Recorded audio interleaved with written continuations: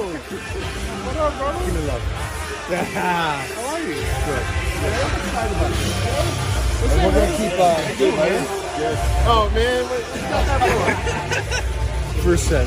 This is your first set right My here? first set. I'm gonna do. warming up. What do you do for triceps? You know? So you're doing this, but what I do for tries is I normally, like everybody else, you know, I'm doing ropes, I'm doing that, but what I've been really doing is nothing new as far as like a variation of like overhead stuff, but like if you have like a single attachment, I'm doing a lot of these. Nice. But like, No, that's this, great. like how he's doing his, I'm not leaning forward like that. I'm almost standing more straight up and then letting the actual rope pull me back.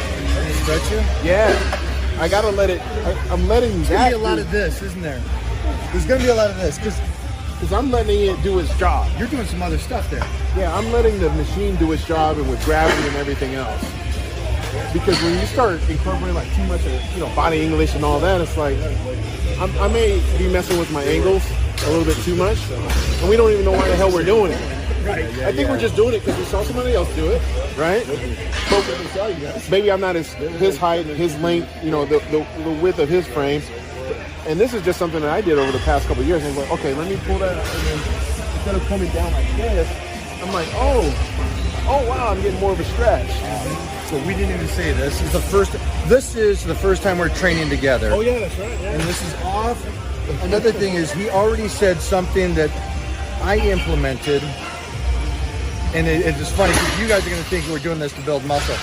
There's something added to the range of motion, the way we're doing it that we'll finish out later on after the workout to explain to you because the young us didn't know about that. No. And so this is None of this stuff.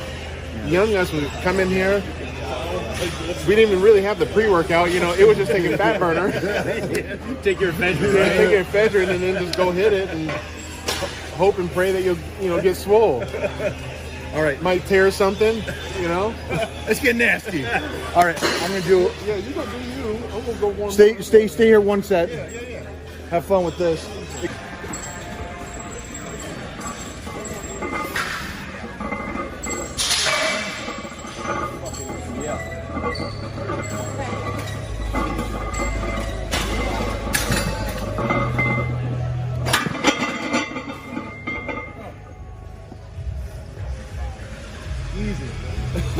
Wait, you're up next.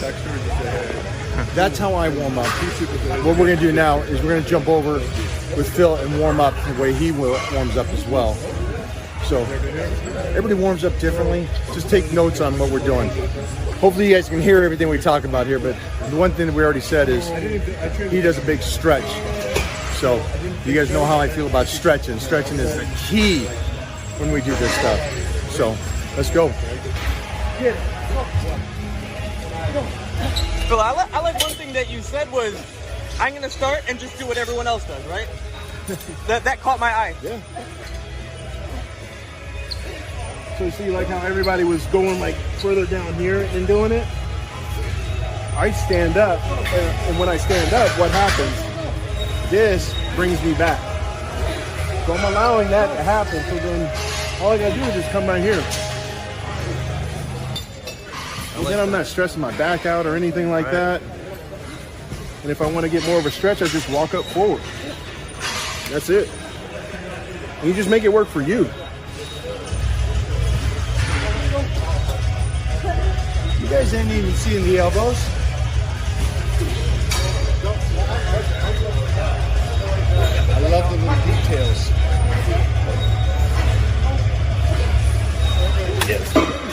So for me, just getting warmed up, just got off the flight. Yeah. I'll get a couple warm-ups in here and then we'll keep it going. I'm gonna follow along. He's definitely already warm, so this is gonna be extra light. Let's go, Mike. Do this for Kelly. No, I just want to talk to the kids out there that they don't pick up on the little details.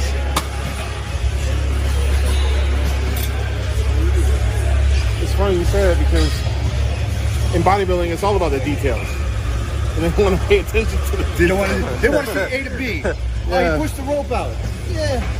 Yeah, because they come like super low, and that has its purpose, but for me, I'm opened up here. And you know what it also has done, especially like after I had those couple surgeries for my hernias and stuff, core. So when you're down here, you're not really worried about that. But when you come up, you definitely have to keep that tight. You definitely got to keep that tight. Let me name some other things that you're doing that they don't realize. He's rotating the elbows. He's not in a locked position. Why? Because your elbows rotate, so they can move in and out. He's got over, I don't know how big his arms are, but they're legs.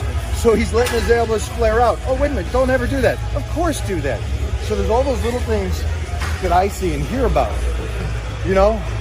No, this is you. You have to do this. You know it, like, you're an athlete. We do what we need to do to get it done. Is this our don't do this? Okay, go ahead and do that segment. It really is. It really is, because it's the bad thing about Momo music. Give it a second.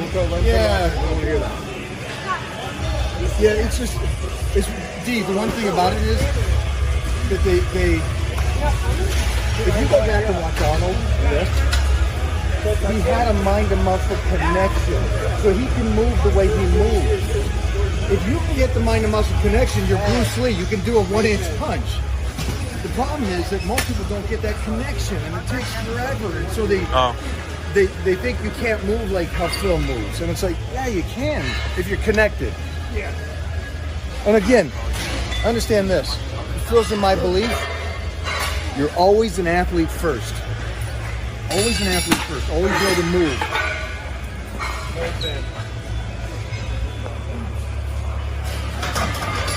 So for you guys at home watching all the Instagram things that say you have to do it like this with the elbows and like this, and you can't ever let it flare out or even stretch back further and let it flare out, block them. They're idiots. Go through your list. Start deleting everything. Well, you kind of have to at this point in time, because we're always taught, like, as little kids, practice makes perfect. But what if you practice the wrong shit? Yeah.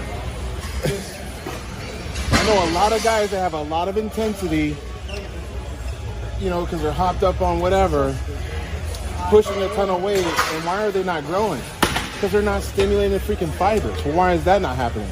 Well, maybe look at their technique, their tempo, their time under tension, like all those things have to be in a certain sequence for the muscles to say, okay, I'm going to activate in a certain way that's going to yield growth.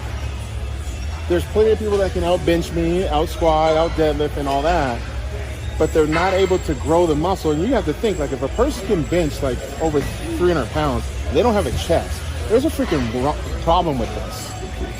So you guys are just hearing a sounding board now. It's identical. We tell you this. Now you're not just hearing it from me. Okay, whatever. You're hearing it from the man himself now. Now he's just putting a stamp on it, on the things that I said. Can a guy squat 700 without legs? Sure he can. There's something missing though. So go back to that part. Well, what I heard Phil say was perfect practice makes perfect. Well, That's kind of what it is. it definitely makes permanent. Practice will always make permanent. So if you're practicing the wrong things, then that's why you have to slow the things down and ask yourself, what is my true method to my madness? Am I just in here going with reckless abandonment for whatever, just because I'm like, yeah, Phil E's here, Michael Hearn's here, I gotta go freaking train. It's like, yeah, dude, but like, at what cost? Because I damn sure don't want to be in this gym for a couple hours a day, 5 days a week, for 10 freaking years, and I'm not really showing improvement. And we all know people like that, man. And it sucks. Both men and women, we're like, wait a minute. You should still be able to see people get better over that period of time. You know, and obviously what Mike has done is a true testament of that. He's still able to be in control of his physique, and that's what we all want. And the only way you get it is actually by having a plan and then figuring out how it works for you. You definitely are going to take what Mike and I are doing, what we're saying, but then play around with it and then make it work for yourself. It's just the principles, the fundamentals that we're talking about. Like you talk about martial arts and stuff, it's like, make it work for you. That's what this is about. And not be afraid to try new things, but know why you're doing it so you can explain it to your friends. Like, if you can't explain what you're doing, then you're not really you're beyond young Padawan learner at that point. You'll never be a Jedi. Like, you'll never be, great. You got to know how to explain this stuff, so then you can actually be a student and say, okay, the reason why I'm not growing, or maybe this machine works better than this one. Well, Phil told me to do this machine. It's like, no, he didn't. He said, use this one, see if it works good for you. Say that again, because what you just did there is what they'll do. They'll take one sentence and change it. Phil said to do this one. I said, try it, see how you like it. If you're not feeling these things, then get the hell out of there and try something else. They no different than like how some people hit poses a certain way. We don't all hit them the same. Usually you do when you're coming up, but after a while you're like, this don't look right on me. Why is that? Because it don't look right on me. And then lifting is kind of the same thing. It's like, because I do a lot of machines because I train by myself. So I have to make sure that I'm using all that engineering for those apparatuses and make it work for my body. Because I've still seen people I think we've seen people get hurt on machines too. Because they're not knowing what the hell they're doing. Go heavier. It's a machine. The best is when people will say, man, I thought you lift a lot more. And then I kind of look at the trophy case like you do and be like, well, good thing I did it. I mean, yeah, next life.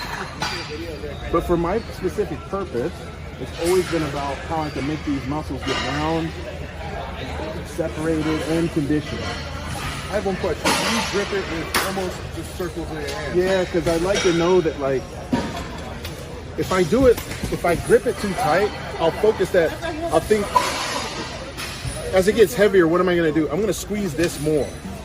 And I'm thinking, like, I got to do that. But when I'm, like, using very little effort, then I realize what's really pulling that, the actual muscle. My fingers aren't doing it.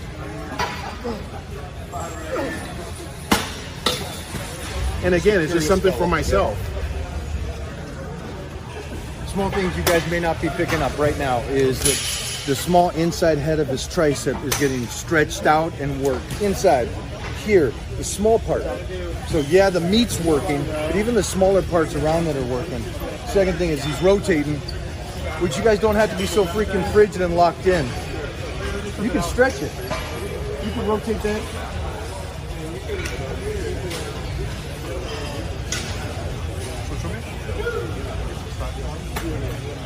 So all those things when he does this. You, baby. You. What'd you feel like? One more? He just wants to show him his biceps.